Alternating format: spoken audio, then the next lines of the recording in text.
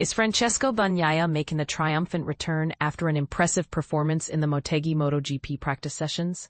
Francesco Bagnaia, the talented rider from Ducati, kicked off the Asian segment of the MotoGP season in spectacular fashion, effectively putting behind him the disappointing results he faced at the San Marino Grand Prix just 2 weeks prior.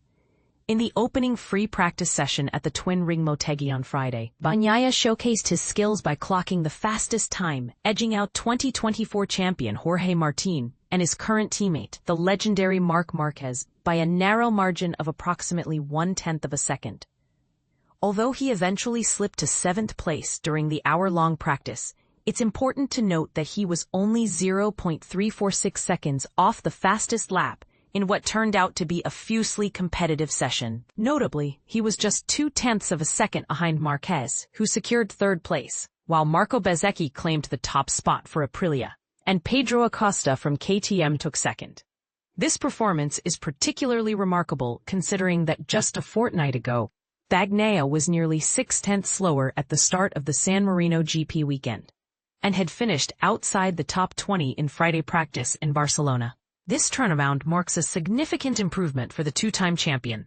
Reflecting on his day, Bagnaia expressed his satisfaction, stating, "It was a good Friday.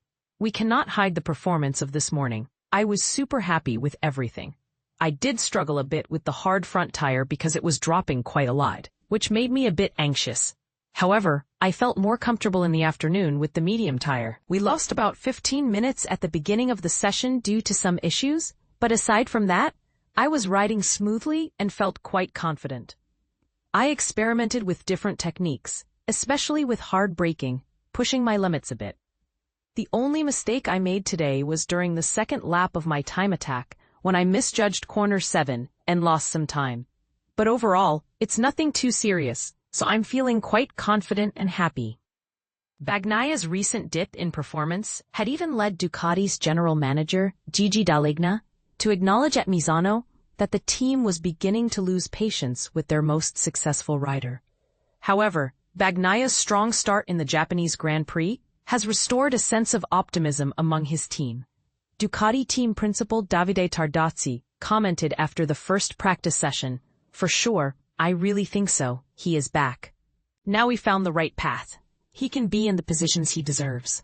Bagnaia's resurgence can be traced back to the Misano test, where he made significant progress with the GP25 bike. While the 28-year-old had other opportunities to work on the bike throughout the year, the Misano session was the first time he felt a genuine connection with the machine. "Honestly, the Thailand test was not beneficial for me. I was quite slow and didn't have the chance to test anything effectively," he admitted. Then there was the Jerez test, and things improved a bit in Aragon. But the real breakthrough came during the Misano test, where I could try out various components. Interestingly, Ducati didn't introduce entirely new parts for Bagnaia to test at Misano. Instead, they provided components he hadn't had the opportunity to evaluate properly earlier in the season. "We tested different things in Misano, components we already had but hadn't fully explored this season, which made me feel better," he explained. "Misano is a track with excellent grip, so the differences between the parts were less pronounced. Here at Motegi, the grip is good but not quite what we desire, so it's a positive step."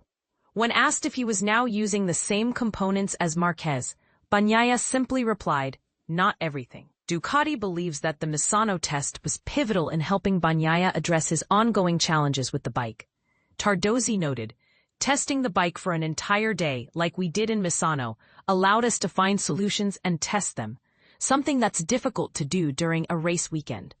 As our competitors continue to improve, given that they have more testing days than us, that one day provided us with the opportunity to strategize effectively." Bagnaia also benefited from the insights of fellow two-time MotoGP champion Casey Stoner during the Misano test, as the Australian offered an outsider's perspective on both Bagnaia's riding style and the behavior of the GP25. With a growing belief that Bagnaia's struggles stem from a lack of confidence rather than mechanical issues with the bike, the discussions with Stoner were seen as crucial in helping him unlock the performance he had been missing. However, Tardozzi emphasized that Bagnaia's own efforts were equally important, stating, "He spoke with Pecco, but I believe the credit goes more to Gigi and Pecco. While Bagnaia's promising pace in Friday practice is encouraging, the true test will come during the sprint race on Saturday, which has historically been his weakest area. The Italian had previously thought he had made significant progress during the Aragon test, and again after a setup change at the Hungarian Grand Prix, only to find that those improvements were not as substantial as he had hoped. What do you think? Is Bagnaia truly back on track? Or is this just a temporary upswing? Share your thoughts in the comments below.